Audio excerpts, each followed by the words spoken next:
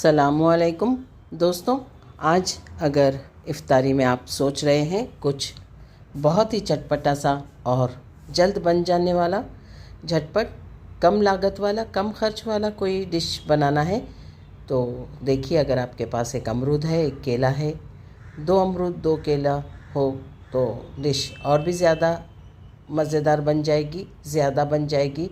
ये 1 अमरूद और 1 केला अगर हो तो ये चाट 3 लोगों को अच्छे से सर्व हो सकती है।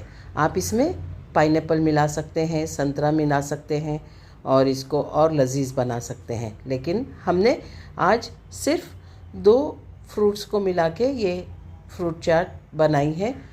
इसे हमने टेस्ट किया था। अमरूद बहुत ज़्यादा मीठा नहीं था, लेकिन इतना जायका ख़राब भी नहीं था, इसलिए हमने इसकी चाट बनाने की सोची। सबसे पहले अमरूद धोकर हमने इसे छोटे छोटे टुकड़ों में कट कर लिया है। इस अमरूद को लोग जो बेच रहे हैं कहते हैं कि तरबूज वाला अमरूद है, तरबूज शक्ल का अमरूद है ये।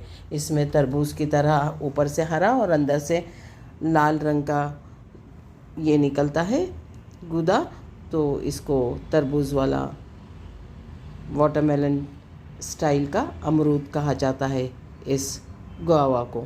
अब इसमें हम काट कर डाल रहे हैं केले। अगर आपके पास पाइनएप्पल हो और संतरा हो तो वो आप कट करके छोटे छोटे टुकड़ों में इसमें डालिए।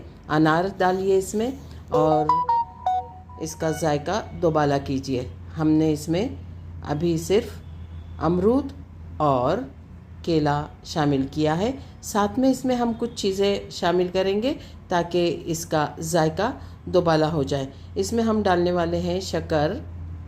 जायके के हिसाब से डालिए, बहुत ज़्यादा या बहुत कम भी ना डालें।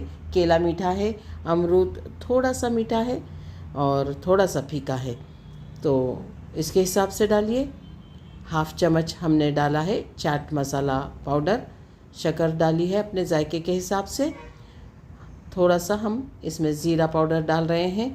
थोड़ा सा 1/2 चम्मच काली मिर्च का पाउडर इसमें डालेंगे। काली मिर्च, शक्कर, नमक और लाल मिर्च की चिली फ्लेक्स, जो कि ज़्यादा तीखी नहीं है।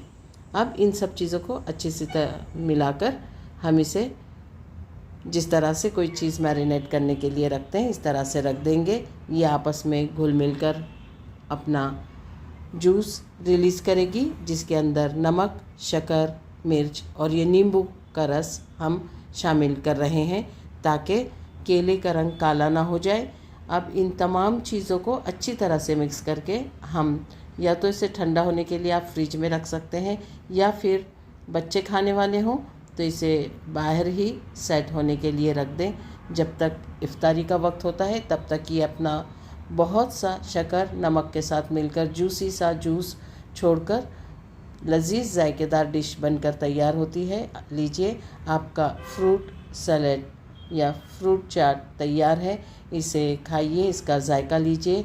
एक मर्तबा इसे ज़रूर बनाइए, क्योंकि आसानी से अवेलेबल हो जाने वाले फ्रूट्स है ये बाज़ार में, और इस वक्त बहुत ही आसानी से मिल रहे हैं।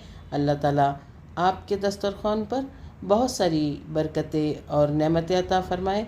अगर आपको मेरी ये रेसिपी पसंद आती है तो इसे एक बार ज़रूर ट्राई कीजिए। मेरे चैनल को सब्सक्राइब कीजिए और आपकी दुआओं में याद रखिए।